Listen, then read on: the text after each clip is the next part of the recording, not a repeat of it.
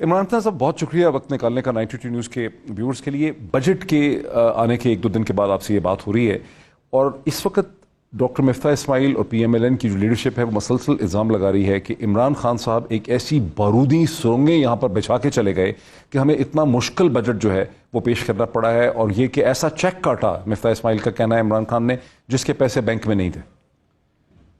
دیکھیں پہلے تو اب واضح ہو جانا چاہیے قوم کو ایک چیز کہ یہ اکنامکس کو ٹھیک کرنے آئی تھی, معاشی حالات نہ یہ ٹھیک کرنے آئے تھے, نہ یہ مہنگائی کم کرنے آئے تھے.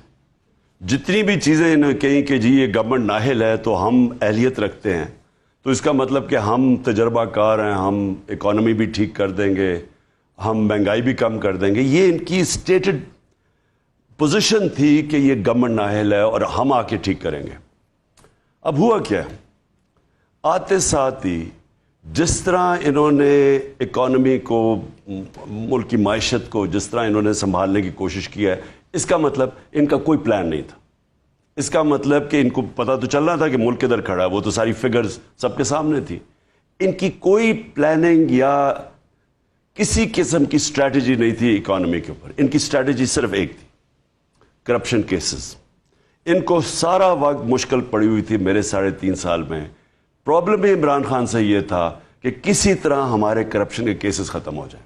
ان کے 10 سالوں کے اندر مہنگائی بھی زیادہ ہوئی, قرضے بھی چڑھ گئے, نااہلی, گورنمنٹ انسٹیٹیوشنز بھی نیچے چلی گئیں. کبھی انہوں نے ایک دوسرے کو یہ نہیں کہا کہ اس کو گورنمنٹ کو ہٹانا چاہیے, بلکہ ایک دوسرے کے ساتھ مل کے انہوں نے 10 سال حکومت کی.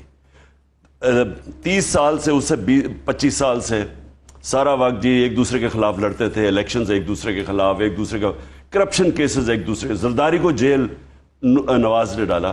اب یہاں آ کے ساری کیمپین چلائی گئی کہ جناب آتے ساتھ ہی کے نااہل ہے, مہنگائی بہت زیادہ ہے. گورنمنٹ میں آ کے صرف اب وہ واضح ہو گیا کہ صرف ایک چیز کی تیاری تھی, کرپشن کیسز ختم کرنا. نیب کو انہوں نے ختم کیا. آج نیب کے اوپر جب پرائم منسٹر بیٹھ جائے, میں بار بار اپنی قوم کو کہتا ہوں کہ ایک ملزم قاضی نہیں بن سکتا, آپ اپنا جج نہیں بن سکتے جب آپ کے اوپر کیسز ہیں. اگر سارا یہ کرنا ہے تو سارے جیلوں کے اندر ملزموں کو کہیں یا جو بھی انڈر ٹرائل انہیں کہیں کہ جناب خود اپنے کیسز ڈیسائیڈ کریں.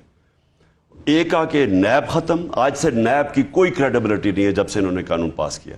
نمبر 2, ایف آئی اے ختم, اور ایف آئی اے کے اندر تو خوفناک چیزیں ہو رہی ہیں کہ ایک ڈاکٹر رضوان ہارٹ اٹیک سے مرے, دوسرے ایک ان کے انویسٹیگیٹ جو کر رہے تھے یہ شریفوں کے کیس, اس کو ہارٹ اٹیک, میرے خیال میں اصغر ان کا نام ہے یا ندیم نام تھا, ان کو ہارٹ اٹیک ہوا. اور مقصود چپراسی 50 سال کے بھی نہیں ہیں اور وہ ہارٹ اٹیک سے مر گئے ہیں دبئی میں, جو وٹنس تھے ان کی چوری کے اوپر. سو ایف آئی اے ختم, نیب ختم, پارلیمنٹ ختم. پارلیمنٹ کے اندر اگر راجہ ریاض اپوزیشن لیڈر ہو جو کہہ رہا ہے کہ میں ان کے ٹکٹ پہ اگلا الیکشن لڑوں گا, اس کا مطلب پارلیمنٹ کی اہمیت ختم. وہ تو یہ کہتے ہیں نا کہ آپ پارلیمنٹ سے چلے گئے, وہ تو مسلسل کہتے ہیں, استعفے بھی آپ کے ایکسیپٹ نہیں کر رہے. وہ کہہ رہے ہیں آپ نے نیشنل اسمبلی کو چھوڑ دیا, پنجاب میں آپ ہیں, جی بی میں ہیں, آزاد کشمیر میں ہیں, کے پی میں ہیں, تو آپ نیشنل اسمبلی چھوڑ کے کیوں چلے گئے؟ پہلے تو میں یہ واضح کر دوں نا کہ دیکھیں اس وقت جو سب سے زیادہ ملک کو خطرہ ہے نا, وہ ایک تو انہوں نے اپنی NRO2 لیتے لیتے سارے ملک کے اداروں کو یہ اب تباہ کریں گے. رہ جائے گی عدلیہ, اور جو ان کا ماضی ہے, جب ججز ان کے کہنے پہ نہیں چلتے, جب یہ ججز کو نہیں کنٹرول کر سکتے, تو ہمیں پتہ ہے کہ انہوں نے سپریم کورٹ کو ڈنڈوں سے حملہ کیا ہوا ہے. ہمیں پتہ ہے کہ بریف کیس چلاتے ہیں, ہمیں پتہ ہے ٹیلی فون کال کر کے کہ جناب جسٹس صاحب یہ فیصلہ کر دیں, جسٹس قیوم. ہمیں یہ ساری چیزیں پتہ ان کی ماضی میں. ہمیں یہ بھی پتہ ہے کہ جب انہوں نے ایکس سی جے کے کیس ٹیپ ایک وہ آڈیو نکالی ہے جو کہ ثابت ہوگی کہ فیک تھی. ہمیں یہ بھی پتہ ہے کہ وہ جو ارشد ملک جج تھے ان کو بھی ہارٹ اٹیک ہو گیا, لیکن ان کو بھی جو چیزیں سامنے آئی ہیں ان کو کس طرح بلیک میل کیا جا رہا تھا. سو یہ وہ لوگ ہیں جنہوں نے اپنی کرپشن بچانے کے لیے اب سارے ملک کا نظام تباہ کر رہے ہیں. قوم کے سامنے نظام ختم ہو رہا ہے. یہ سب سے امپورٹنٹ سمجھنا ہے کہ اس لیے غریب ملکوں میں غربت ہوتی ہے. آپ ساری ڈیولپنگ ورلڈ میں یہ دیکھ لیں, ہوتا یہ ہے کہ ان ڈیولپنگ ورلڈ میں جب طاقتور چوری کرتا ہے, اور ڈیولپنگ ورلڈ میں ہی جو اقتدار میں آتے ہیں وہ پیسہ چوری کر کے باہر بھیجتے ہیں. جو یو این سیکرٹری جنرل کی فیکٹ آئی پینل کی رپورٹ ہے کہ ہر سال 1700 ارب ڈالر غریب ملکوں سے امیر ملکوں میں جاتا ہے چوری ہو کے. تو اور وہی وجہ ان کی غربت کی. تو اب یہ ہوگا کہ انہوں نے سارا ملک کا جو سسٹم ہے وہ ختم کریں گے اپنی چوری بچانے کے لیے, اور اپنے آپ کو پھر سے NRO2 لے کے پھر سے تیار کریں گے صاف ہو کے پھر سے اپنی چوری. لیکن 2-3 چیزیں نا دیکھیں. لیکن میں صرف ایک چیز اور کمپلیٹ کر دوں کیونکہ میں اوپننگ سٹیٹمنٹ دے رہا ہوں نا. میں صرف یہ کہہ رہا ہوں کہ ادارے ہمارے جو انسٹیٹیوشن جن کے اوپر ملک چلتا ہے وہ آج آپ کے سامنے کرمبل کر رہے ہیں. جو پارلیمنٹ ہے جس کا کام ڈیموکریسی, اور پارلیمنٹ چلتی ہے اپوزیشن اور گورنمنٹ سے, وہ آج پارلیمنٹ ختم. آپ نے اگلا میرے سے سوال پوچھا کہ پارلیمنٹ کو ہم کیوں نہیں پارلیمنٹ پہ جاتے. جی نیشنل اسمبلی سے نکل گئے, سینٹ میں ہیں آپ. میرا پوائنٹ یہ ہے کہ جب ایک ملک کے اوپر اتنی بڑی واردات ہوئی ہو, جب ہم نے ساروں کو بتایا, کیبنٹ کے اندر آیا, نیشنل سیکیورٹی کاؤنسل میں آیا, اسپیکر نیشنل اسمبلی کو دکھایا, نیشنل اسمبلی کی سیکیورٹی نیشنل سیکیورٹی کمیٹی کے سامنے رکھا, پریزیڈنٹ کے پاس گیا, پریزیڈنٹ نے چیف جسٹس کو بھجوایا. مجھے یہ بتائیں کہ جب واضح ہو گیا کہ فورن انٹرفیرنس ہوئی ہے, باہر سے ایک ڈونلڈ لوز صاحب آرڈر کرتے ہیں کہ عمران خان کو ہٹاؤ نہیں تو ہم ایسی تیسی کر دیں گے, امریکن کہتا ہے, اور پھر کہتا ہے کہ اگر اس کو ہٹا دو تو معاف کر دیں گے. تو اتنا بڑا جب, اور کہتا ہے نو کانفیڈنس موشن کو کامیاب کرو گے تو تب ہمیں آپ کو معاف کریں گے. لیکن ان کا کاؤنٹر میں صرف کمپلیٹ یہ کر رہا ہوں, اس کے بعد آپ سوال پوچھیں. میرا پوائنٹ یہ ہے کہ جب اتنی بڑی سازش ہوئی اور ہمیں پتہ ہے یہ دونوں آصف زرداری اور یہ شہباز شریف اس کا حصہ تھے, جب انہوں نے ملک سے غداری کی, ثابت نیشنل سیکیورٹی کاؤنسل جس میں سارے سروس چیفز بیٹھے ہوئے تھے, فورن آفس, سب نے جب امریکہ کو کہا کہ ڈمارش کرو ان کو, کہ انہوں نے مذمت کرو کہ انہوں نے ہمارے انٹرنل افیئرز میں مداخلت کی ہے, اس کے بعد ہم ان غداروں کو ایکسیپٹ کر کے نیشنل اسمبلی میں بیٹھ جائیں. اسی کا جواب یہ ہے نا کہ آپ سینٹ کے اندر بھی ہیں, کے پی کے اندر بھی ہیں, جی بی میں بھی ہیں, آزاد کشمیر میں بھی ہیں, پنجاب میں بھی ہیں, سندھ میں بھی ہیں, صرف نیشنل اسمبلی کے ساتھ کیونکہ نیشنل اسمبلی کے اندر یہ جو اوپر آیا ہے, جو نظام آیا ہے, یہ جو پرائم منسٹر آیا ہے, یہ نیشنل اسمبلی میں آیا ہے. جو امپورٹڈ پرائم منسٹر آیا ہے یہ نیشنل اسمبلی میں ہے. اچھا, اس کا کیا جواب ہے جو مفتاح کہہ رہے ہیں کہ آپ نے عمران خان نے ایک ایسا چیک کاٹا ہے جس کے لیے بینک میں پیسے ہی نہیں تھے, ہمیں مصیبت پڑ گئی اس وجہ سے. تو میں پہلے مفتاح اسماعیل سے پوچھتا ہوں, اور یہ اس کے جو چیری بلاسم سے, کہ مجھے یہ سوال کا جواب دے کہ اگر آپ نہیں سنبھال سکتے تھے اور اتنے بیوقوف تھے کہ آپ کے ملک کے حالات کا نہیں پتا تھا, تو آپ نے اتنی سازش کر کے گورنمنٹ کو نکالا کیوں آپ نے اتنی کوشش کر کے گورنمنٹ کو نکالا جب آپ میں اتنی اہلیت ہی نہیں تھی, نہ آپ کی تیاری تھی گورنمنٹ کو سنبھالنے کے لیے. میں آپ کو بتاؤں کہ جو ہم گورنمنٹ چھوڑ کے گئے تھے, آپ صرف پاکستان اکنامک سروے کی رپورٹ پڑھ لیں کہ یہ پاکستان کے جو پچھلے 2 سال تھے یہ ہماری تاریخ کے اور خاص طور پہ پچھلے 30 سال میں سب سے بہتر اکنامک پرفارمنس تھی. یعنی ساری چیزوں کے اندر ہم آگے جا رہے تھے. مطلب یہ کہ انڈسٹری بھی پروگریس کر رہی تھی, ہمارا جو زراعت ہے, ایگریکلچر, وہ بھی آگے بڑھ رہا تھا, سروس انڈسٹری بھی آگے بڑھ رہی تھی, اور ٹیکس کلیکشن بھی بڑھ رہی تھی, ایکسپورٹس بھی ریکارڈ تھے, ٹیکس کلیکشن بھی ریکارڈ تھی.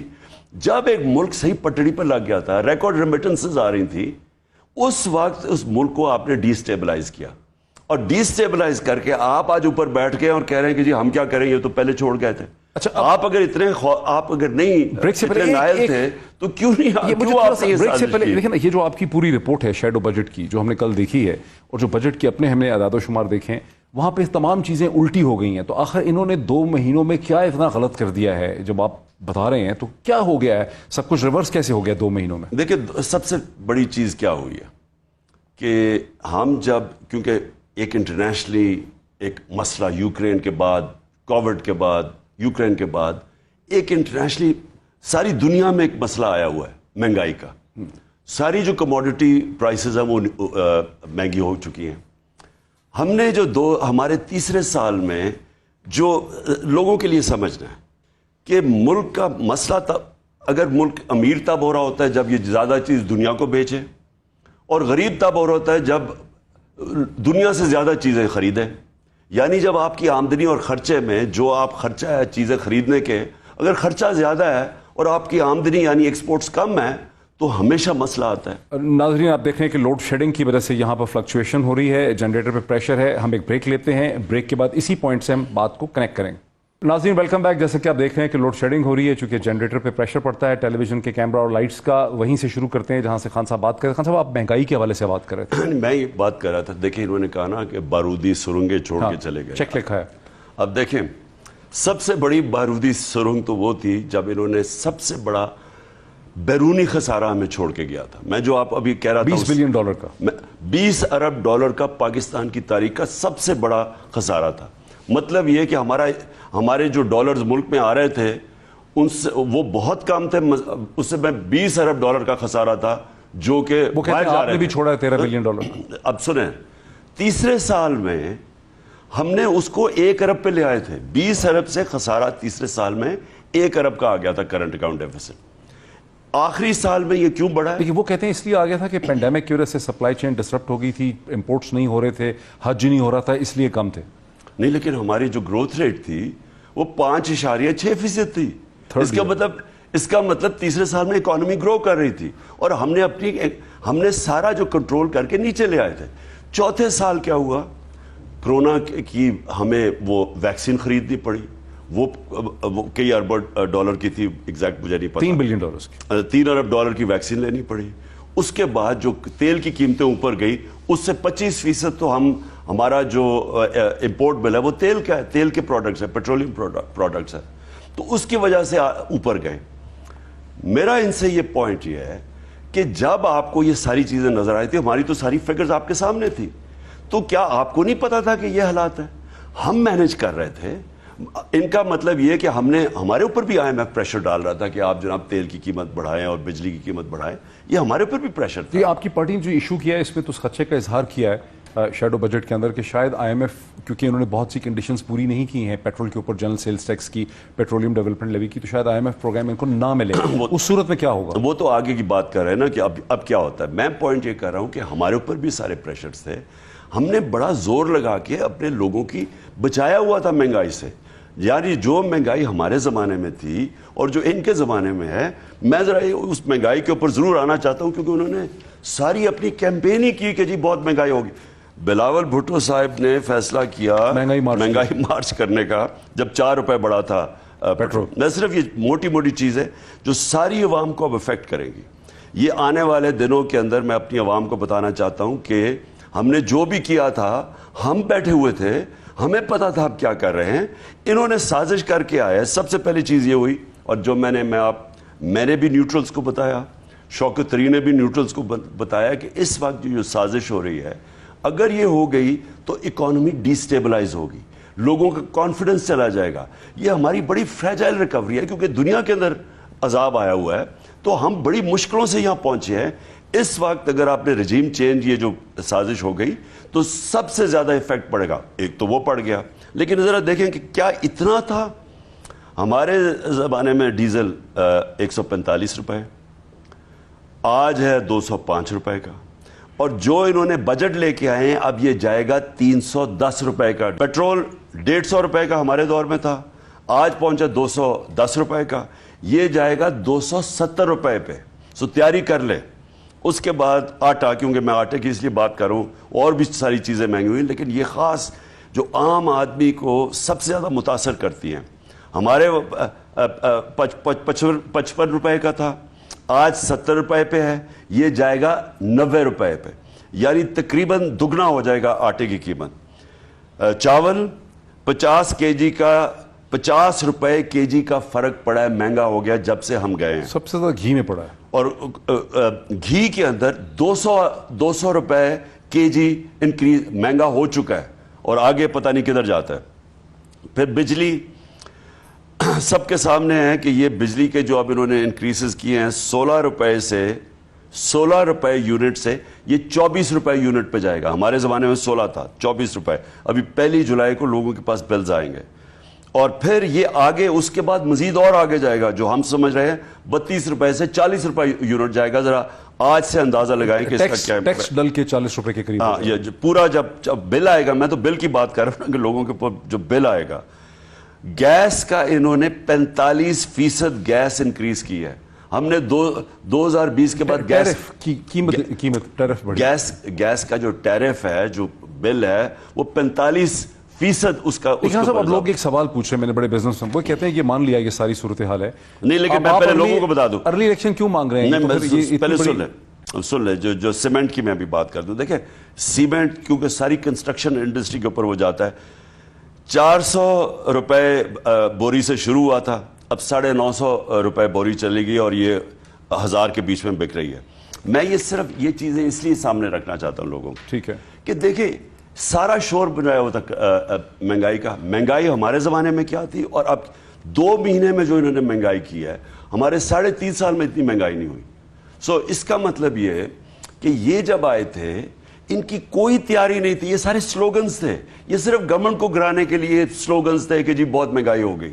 اچھا اب ایک سوال ہے جو لوگوں کے ذہن میں آ رہا ہے کہ آپ ان حالات میں تو آپ کو چاہیے کہ باہر بیٹھ کے دیکھیں کہ اتنا بڑا ان کو جو تکلیف دہ فسکل ایڈجسٹمنٹس کرنی پڑ رہی ہیں, آپ کیوں چاہ رہے ہیں کہ ارلی الیکشنز ہوں؟ آپ کے پاس کیا کوئی پلان ہے, کوئی سولوشن ہے, کوئی پروگرام؟ ان کے پاس نہیں تھا, یہ حکومت میں آ کے پھنس گئے, تو آپ کے پاس کوئی پروگرام ہے؟ میں تو پہلے انہوں نے جو بجٹ دیا ہے, میں صرف ایک چیز کہنا چاہتا ہوں, مجھے لگتا ہے کہ ان کا زیادہ دیر ان کو پتہ ہے کہ ٹھہر نہیں سکتے یہ, تو یہ بڑا عارضی بجٹ, یہ انٹرم بجٹ ہے, یہ 1 سال کا بجٹ نہیں ہے. ٹھیک, یہ بجٹ انہوں نے دیا ہے کوئی 2 مہینے 1.5-2 مہینے ان کے نکل جائیں, جب تک کہ سارے اپنے کرپشن کیسز ختم کر دیں, الیکشن کمیشن کو پوری طرح تیاری کر رہے ہیں الیکشن ریگنگ کی, اور پھر ہمارے اوپر سارے کیسز کر دیں, اور کیسز کر دیے انہوں نے, FIRs کاٹ دیے ہیں, جیلوں کے اندر ہمارے لوگ یعنی ایسا کبھی بھی جو انہوں نے کریک ڈاؤن کیا ہے ڈیموکریٹک حکومت میں. 12 جون میں, سو یہ ساری تیاری کر رہے ہیں. 17 جولائی کو الیکشن ہونے ہیں پنجاب میں 20 سیٹوں کے, وہ کہتے ہیں ہم 15 سیٹیں جیت لیں گے, اس کے لیے وہ بڑی تیاری کر رہے ہیں. آپ کے پاس کوئی پلان ہے اس ساری چیز کو روکنے کا؟ دیکھیں پلاننگ تو وہ جو کر رہے ہیں وہ صرف الیکشن کمیشن کے ساتھ مل کے اپنی سارے پولیس آفیسرز لگا رہے ہیں ان حلقوں کے اندر, انہوں نے پوسٹنگز ٹرانسفرز کیا ان حلقوں میں, ڈیولپمنٹ فنڈ استعمال کر رہے ہیں ان حلقوں میں, جبکہ یہ الیکشن کمیشن کے قوانین کے خلاف ہے. یہ اس طرح جیتیں گے, یہ کبھی بھی اگر فری اینڈ فیئر الیکشن ہو. نہیں آپ ان کو جیتنے دیں گے, آپ کے پاس ایک کاؤنٹر پلان, وہ اس کو یوز کرنا چاہ رہے ہیں شو کرنے کے لیے کہ تحریک انصاف پاپولر نہیں ہے. دیکھیں ہم نے تو یہ الیکشن لڑنا ہے, ہمیں پتہ ہے کہ ان کی کیا تیاری ہے. بائی دا وے ساری جگہ سے پتہ چل گیا, جو انہوں نے پوسٹنگ ٹرانسفرز کیے ہیں اسی سے پتہ چل گیا کہ ان کی گیم کیا ہے. ہم نے تو یہ الیکشن لڑنا ہے, ہم نے پوری طرح کوشش کریں گے اس کو کاؤنٹر کرنے کی. میں یہ سمجھتا ہوں کہ یہ اگر الیکشن جیتے, ان کو اس سطح کی دھاندلی کرنی پڑے گی کہ یہ ابھی سے ساروں کو پتہ چل جائے گا کہ اگر اس طرح اگلا الیکشن کروانا تو کسی نے ماننا ہی نہیں ہے. اگر وہ اس سطح کی دھاندلی نہ کرے, ان کے لیے ناممکن ہے الیکشن جیتنا. میں سمجھتا ہوں کہ جو پبلک کا اس وقت, جو عوام کے اندر اس وقت جو غصہ ہے یہ رجیم چینج کا, پھر غصہ ہے کہ سارے پاکستان کے بڑے بڑے چوروں کو اوپر بٹھا دیا ہے, پھر ان کے کرپشن کیسز معاف ہو رہے ہیں, پھر جو مہنگائی کا سمندر ہے, میں سمجھتا ہوں ان کے لیے کیمپین کرنا مشکل ہوگا. اچھا لیکن خان صاحب انہوں نے صرف نیب کے کیسز ہی ختم نہیں کیے, انہوں نے الیکٹرانک ووٹنگ مشین بھی ختم کر دی ہے. انہوں نے اوورسیز پاکستانی جن کو آپ نے بلڈ اپ کیا تھا سٹیک ہولڈر کی حیثیت سے, جن کے ریمیٹنسز پہ 31-32 بلین ڈالر کے ریمیٹنسز آئے, انہوں نے ان کا ووٹ کا حق بھی ختم کر دیا ہے. ان کو شک ہے کہ اوورسیز پاکستانیز 176 حلقوں میں جب ووٹ ڈالیں گے تو وہ آپ کو زیادہ ووٹ ڈالیں گے. تو انہوں نے بڑی تیاری کی ہوئی ہے اگلے الیکشن کو بھی مینیج کرنے کے لیے, اور لوگ یہ سمجھتے ہیں کہ آپ کے پاس کوئی کاؤنٹر پلان نہیں ہے. آپ پاپولر ضرور ہیں, اب پتہ نہیں لوگ جلسوں میں کیسے آئیں گے. جب پیٹرول کا ٹینک بھرتا تھا 5,000 روپے کا ہونڈا کا یا ٹوئیٹا کا, اب وہ بھر رہا ہے 7,000 روپے کا یا 8,000 روپے کا. تو وہ ان کے پاس ایک پلان ہے, آپ کے پاس پلان نہیں ہے. دیکھیں ہماری پوری تیاری ہے اور کر رہے ہیں ہم الیکشنز کی. ہم پورے پولنگ بوتھس کو مینیج کیسے کرنا ہے, کہ دھاندلی کو کاؤنٹر کیسے کرنا ہے. دیکھیں اب تو لوگوں کو واضح ہو جائے نا کہ انہوں نے کیوں EVM مشینز نہیں آنے دی. EVM مشینز وہ ساری جو دھاندلی ہے نا, وہ ان کی 90% ختم ہو جاتی ہے EVM مشین سے. وہ کیسے؟ ساری دھاندلی ہوتی کب ہے, جیسے پولنگ ختم ہوتی ہے اور رزلٹ اناؤنس ہو, اس کے بیچ میں ساری دھاندلی ہوتی ہے. ایکسٹرا ووٹس ڈالے جاتے ہیں فارم 14 میں اور فارم 15 تھیلیاں کھولی جاتی ہیں, ڈبل سٹیمپس کیے جاتے ہیں. یہ ساری چیزیں 2015 میں جو کمیشن بیٹھی تھی ریگنگ کے اوپر, سپریم کورٹ کے نیچے, چیف جسٹس کے نیچے, اس پہ یہ سب چیزیں آ گئی تھیں کہ وہ اگر آپ ای وی ایم لے آتے ہیں تو یہ سارا کچھ ختم ہو جاتا ہے, کیونکہ کرتے کیا ہیں, ریزلٹس مانیٹر کرتے ہیں, دیکھتے ہیں کہ کن حلقوں کے اندر اتنی میجورٹی سے یہ چینج کر سکتے ہیں, اگر بہت بڑا فرق ہو تو نہیں کر سکتے. یہ سارا ہمیں پتہ یہ کیا کرتے ہیں. ہم نے ای وی ایم مشینز کے اوپر کیوں زور لگایا, کیونکہ اسی کو ختم کرنے کے لیے. انہوں نے کیوں اس کے خلاف گئے, 2 سال سے ہم لگے ہوئے ای وی ایم مشینز پہ, انہوں نے نہیں کرنے دیا, اور آہستہ ڈیلے کرتے, اور الیکشن کمیشن کے ساتھ ملی ہوئی تھی, انہوں نے بھی یہ نہیں کرنے دیا, جبکہ رپورٹ تھی جس طرح میں نے کہا سپریم کورٹ کی. دوسری چیز جو اوورسیز پاکستانی, سب سے زیادہ ظلم انہوں نے یہ کیا, کیونکہ ان کو پتہ ہے کہ اوورسیز پاکستانی باہر بیٹھے ہیں, وہ دیکھتے ہیں, وہ زیادہ پاکستان سے پیار کرتے ہیں, باہر جا کے ان کو قدر ہوتی ہے ملک کی, وہ شعور بھی انہوں میں زیادہ ہوتا ہے. ان کو پتہ ہے کہ وہ ان کے خاص طور پہ جب سے یہ رجیم چینج ہوا ہے یہ ان کے اگینسٹ ہے. انہوں نے پوری کوشش کی ہے کہ ان کو بالکل ڈسنفرینچائز کریں, ووٹ ہی نہ ڈال سکیں. اس لیے انہوں نے وہ جو آئی ووٹنگ کے اگینسٹ کیا ہے, تو انہوں نے وہ ختم کیا, 2 چیزیں کی, اپنے کیسز ختم کیے, سارے اپنے آفیسرز لگوائے, نیچے پوسٹنگ کی, ساری ان کی تیاری وہ, اور ہمارے اوپر ایف آئی آرز کاٹ کے, ورکرز کے اوپر, نامعلوم افراد کے اوپر 50 لوگوں کو انہوں نے رکھ دیا ہے کہ کسی کو بھی کسی وقت جیل میں ڈال دیں. یہ اوورسیز ووٹ کو 4 سیٹیں دینا چاہتے ہیں نیشنل اسمبلی کی. کانسٹیٹیوشن یہ کہتا ہے, سپریم کورٹ کا فیصلہ, کہ وہ ہر جگہ ووٹ ڈال سکتے ہیں جو ان کے حلقے ہیں. کیا اس چیز کو آپ کی پارٹی ریزسٹ کرے گی کہ ان کو ان کا آئینی حق مل سکے؟ دیکھیں سمپل چیز یہ ہے, ہر پاکستانی کا حق ہے ووٹ ڈالنے کا. اوورسیز پاکستانی اس ملک کا سب سے بڑا اثاثہ ہے. صرف یہ دیکھ لے کہ ہمارے دور پہ جو ہمیں بچایا, اتنا بڑا خسارہ چھوڑ کے چلے گئے تھے, تو تیسرے سال میں خسارہ جو تقریباً ختم کر دیا تھا, وہ اوورسیز پاکستانی جو ریمیٹنسز بھیجی ہیں اس کی وجہ سے ہے.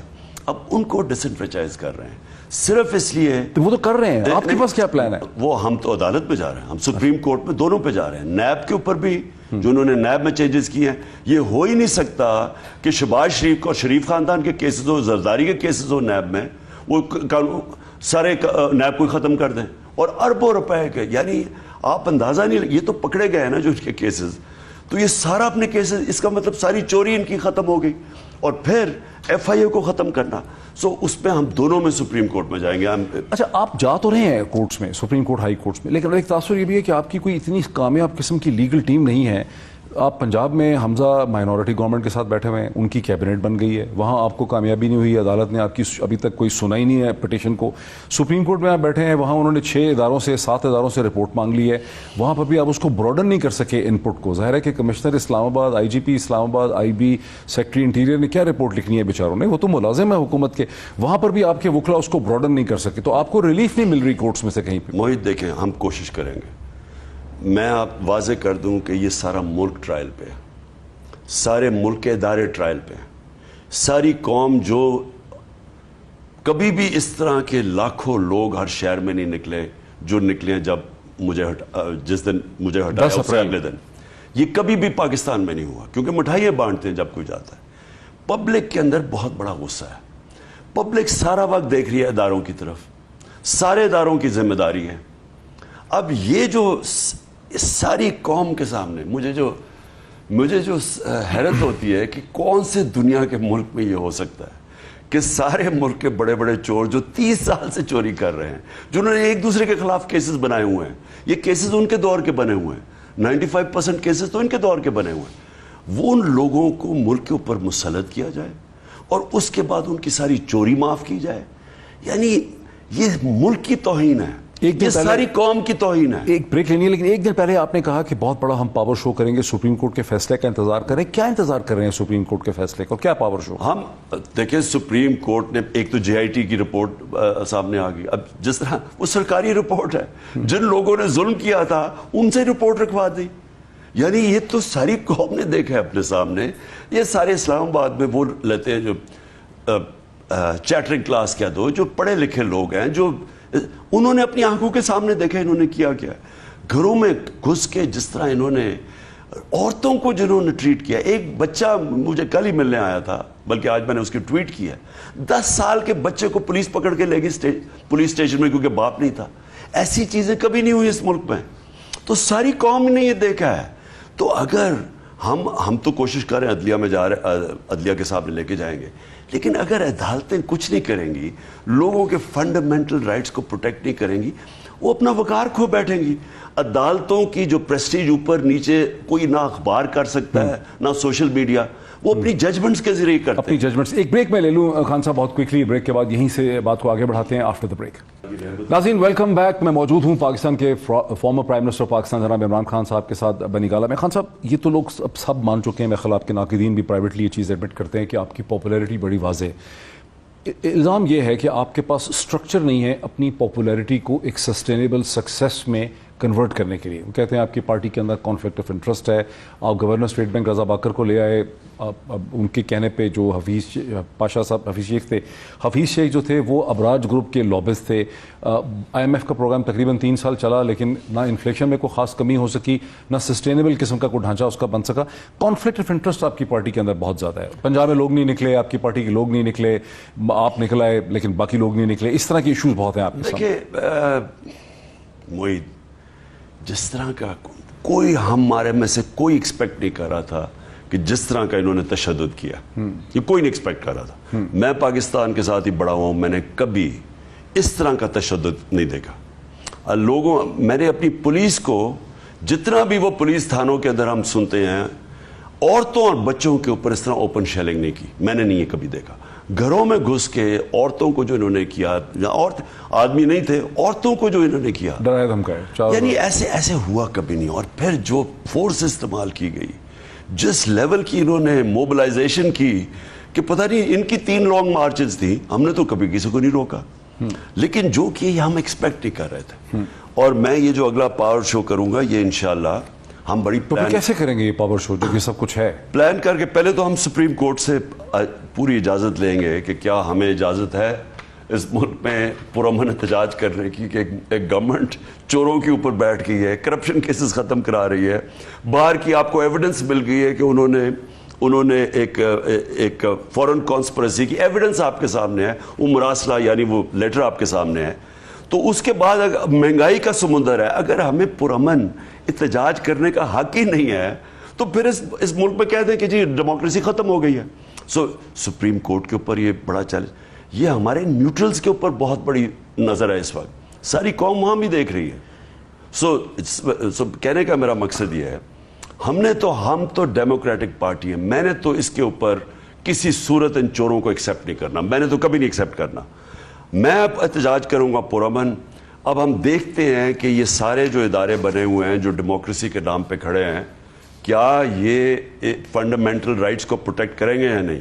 میں نے تو نکلنا ہے۔ عام الزام یہ ہے کہ پچھلے الیکشن سے پہلے نیوٹرلز نے، یہ کسی نے آپ کو بہت سے ونیبل یا وننگ قسم کے کینڈیڈیٹ آپ کو پکڑا دیے جو بعد میں آپ کے ساتھ لوئل بھی نہیں تھے۔ اب آپ اپنے کینڈیڈیٹس کی خود سلیکشن کر رہے ہیں، آپ کیا دیکھیں گے ایک کینڈیڈیٹ کے اندر اس کو اپنا ٹکٹ دینے سے پہلے؟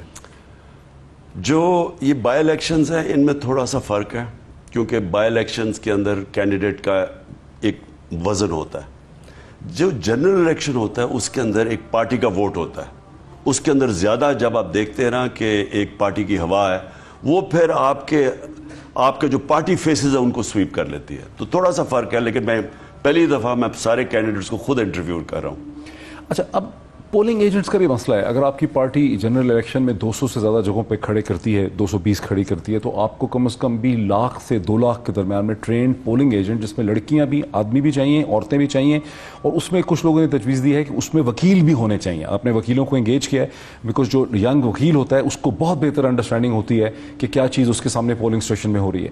اور یہ خیال ہے کہ آپ کی پارٹی کے پاس وہ اسٹرکچر نہیں ہے، جیسے پی ایم ایل این یا پی پی پی، خاص کر کے پی ایم ایل این کے پاس ان کو ڈسٹرکٹ مینجمنٹ گروپ کی بھی سپورٹ ہے، پولیس کی بھی ہے، اور ان کے پاس ڈھانچہ بھی ہے۔ دیکھیں، پی ایم ایل این تو صرف، اور پیپلز پارٹی، یہ صرف الیکشن جیتتے ہیں، پورا نیچے 30-35 سالوں سے ان کا پورا نیچے ایک سٹاف ہے، ان کو پتہ ہے، آفیسرز پتہ ہے کس نے کیا کرنا ہے۔ بیسکلی یہ فری اینڈ فیئر الیکشن نہیں جیت سکتے، اس لیے انہوں نے ای وی ایم مشینز کو اپوز کیا تھا، کیونکہ ای وی ایم مشین ہو تو یہ جو سارا بعد میں کرتے ہیں پولنگ کے بعد جو دھاندلی، وہ ختم ہو جاتی ہے۔ ہمارے پاس ہم پوری تیاری، ہمیں اب پارٹی 26 سال کی ہو گئی ہے، یہ جب ساری چیزیں آپ ٹھیک کہتے تھے شروع میں، ہمیں پورا ایکسپیرنس ہے۔ ہم نے یہ جو 2018 کا الیکشن لڑا، اس کے اندر حالانکہ پھر تھوڑا ٹائم ملا تھا, ہمارے لیے پورا ٹائم نہیں تھا جس طرح ہم چاہتے تھے.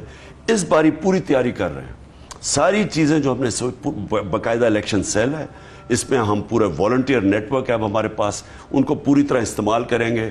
کبھی اتنی زیادہ ممبرشپ ہماری پارٹی کی نہیں تھی جو آج ہے. کسی پاکستان کی تاریخ میں پارٹی کے پاس اتنی ممبرشپ نہیں ہے جتنی آپ کے پاس ہے.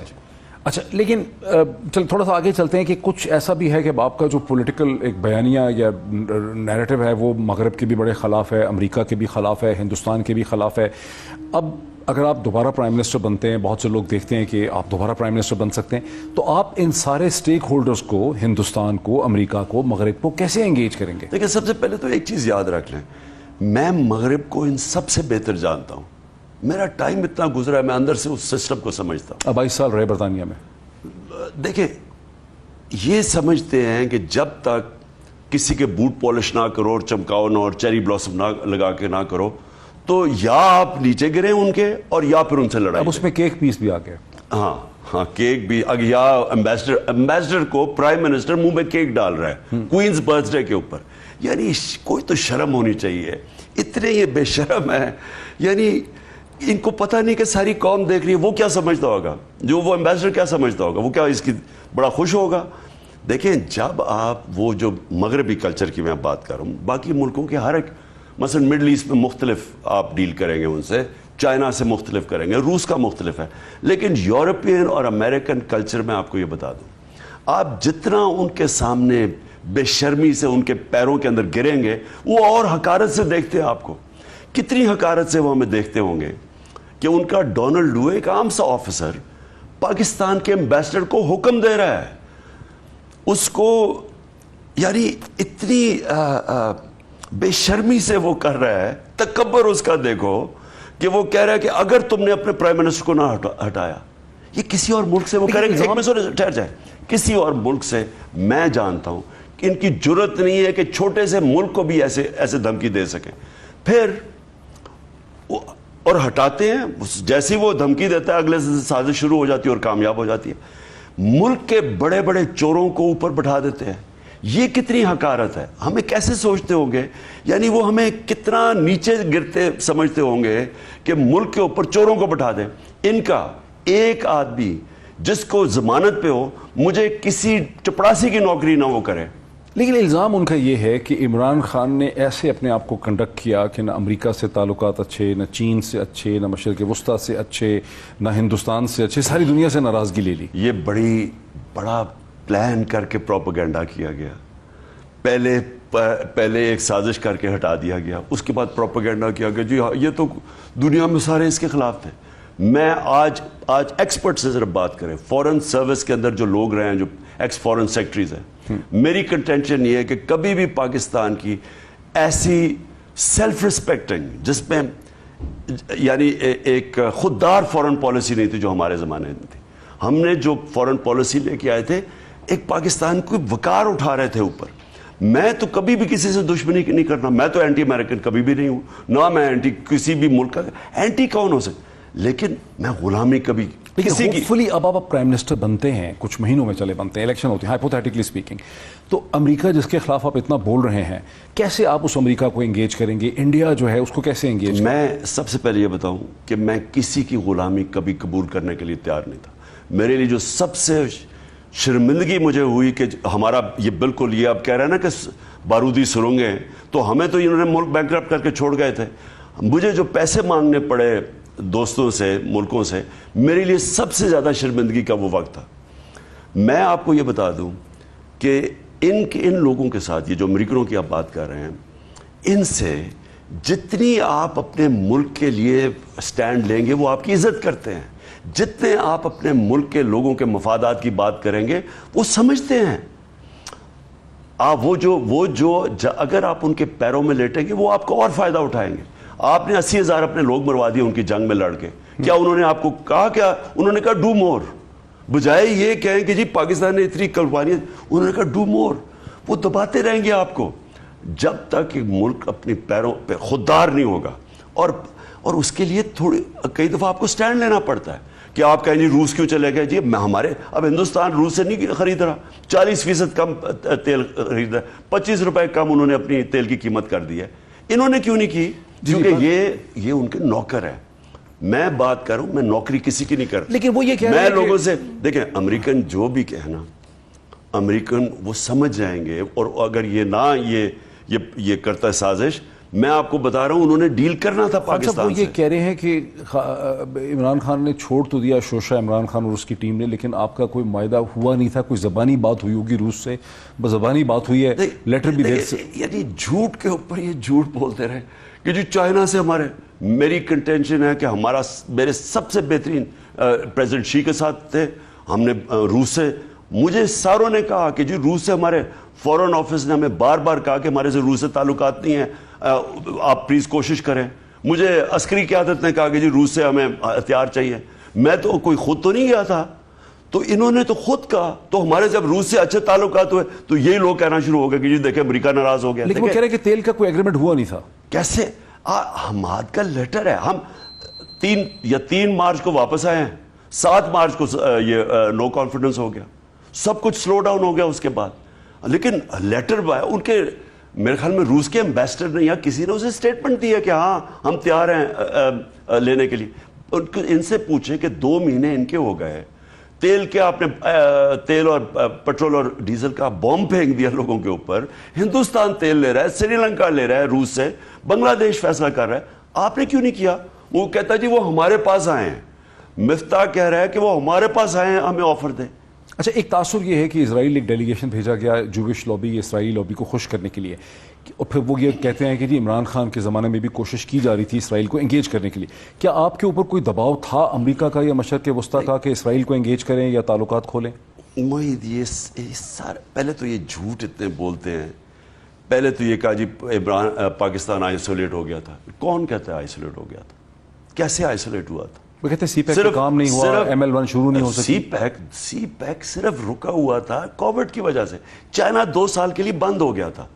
لیکن یہ کہنا, کون کہتا کہ ہمارے, میں کہتا ہوں ہمارے بہترین تعلقات چائنا سے تھے. نہیں, آپ کی اپوزیشن کہتی ہے, مطلب انہوں نے تو کہنا ہے نا. اب ایک سازش کر کے اوپر آ کے بیٹھ گئے, اب کیا کہیں گے کہ جی بڑا اچھا ہو رہا تھا سب کچھ اور ہم آئے ہیں, تو انہوں نے کہنا نا کہ بہت برا تھا تو ہم آئے. دیکھیں امریکہ سے میری کنٹینشن یہ ہے کہ میری ٹرمپ سے تو اچھے بھلے تعلقات تھے. تو بائیڈن ایڈمنسٹریشن کے ساتھ کیا ہوا؟ بائیڈن ایڈمنسٹریشن سے مجھے پتا کیا مسئلہ آیا تھا, وہ پھنس گئے تھے افغانستان میں. ان کو بڑی بائیڈن کو بہت, آپ کو پتا ہے کہ اس کو امبیرسمنٹ ہوئی, تنقید ہوئی ہے اس کے اوپر, اس کی وجہ سے وہ رکا ہوا تھا. ان کو یہ سمجھ ہی نہیں ہے کہ ان کو ڈیل کیسے کرنا ہے. یہ ان کو نوکروں کی طرح ڈیل کرتے ہیں, یہ ان کو یہ جو بوٹ پالش کرتے ہیں, یہ قوم کو بھی شرمندہ کرواتے ہیں اور کوئی فائدہ نہیں ہوتا اس سے.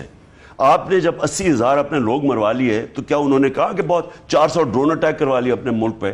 کیا انہوں نے کہا شاباش دیا آپ کو؟ انہوں نے کہا ڈو مور.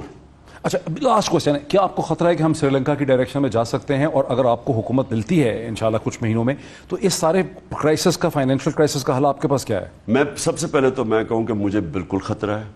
میں نے اسی طرح نیوٹرلز کو بتا دیا تھا اور شوکت طرین نے کہ اس وقت اگر آپ نے کیا اور یہ ڈی سٹیبلائز ہوا, ہمارے پاس اتنا کشن نہیں ہے, تو گرنا شروع ہوا تو ملک ٹیل سپن, میں ورڈ ٹیل سپن کا یوز کیا کہ یہ نیچے چلتا جائے گا. کانفیڈنس جیسے کانفیڈنس گیا تو ملک نیچے جاتا جائے گا. اوپر سے یہ آ گئے, ان کو پتہ ہی نہیں تھا کیا کرنا ہے, کبھی کچھ.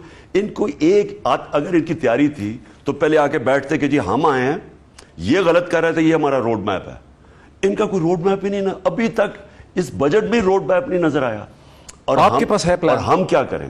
ہم جس طرح دن گزرتے جا رہے ہیں نا, آپ نے میرے سے سوال پوچھا کہ ہمیں تو چپ کر کے بیٹھ کے تماشا دیکھنا چاہیے. مجھے خوف یہ ہے کہ جس طرح دن گزرتے گئے, ان کو نہ ان کے پاس کوئی پلان ہے, نہ اہلیت ہے. یہ ملک تو چلا جائے گا اس جگہ پہ جدھر کوئی بھی نہیں اس کو ٹھیک کر سکے گا. آپ کو دے دیں گے, آپ کیا کریں گے؟ میں پہلے تو یہ میں کہوں نا, مجھے نہیں پتا کہ کس سٹیج پہ چھوڑ کے جائیں گے. ابھی تو عشق کے امتحان اور بھی ہیں, ابھی تو یہ نیچے جا رہا ہے. ہر روز آپ اٹھا کے دیکھیں, کوئی بھی اکنامک انڈیکیٹر پازیٹیو ہے, ابھی تو نیچے جا رہا ہے. تو مجھے نہیں پتا کہ کدھر تک نیچے لے کے جاتے ہیں. مجھے خوف یہ ہے کہ سری لنکا کی طرح نہ بن جائے. مجھے خوف یہ ہے کہ یہ نیشنل سیکیورٹی رسک نہ بن جائے کہ ہم ادھر چھوڑ کے چلے جائیں, جبکہ جو ہمیں آخر میں بیل آؤٹ کریں گے وہ ہمیں ایسی ہماری سی چیزیں کروائیں جس سے ہمارا ملک کا مستقبل تباہ ہو جائے, ہماری سیکیورٹی تباہ ہو جائے. وقت بالکل ختم ہو گیا. آپ نے ہماری discussion former prime minister Pakistan جناب عمران خان صاحب کے ساتھ دیکھی, جو کہتے ہیں کہ خطرہ یہ ہے کہ کہیں پاکستان کی معیشت کو ایک ایسے نہج پہ لے جا کے نہ کھڑا کر دیا جائے جہاں پاکستان کو اپنی نیشنل سیکیورٹی اور ہر قسم کی فورن جو ڈیمانڈ ہے اس پہ کمپرومائز کرنا پڑے. آج اتنا ہی, پھر آپ سے ملاقات ہوتی. بہت شکریہ.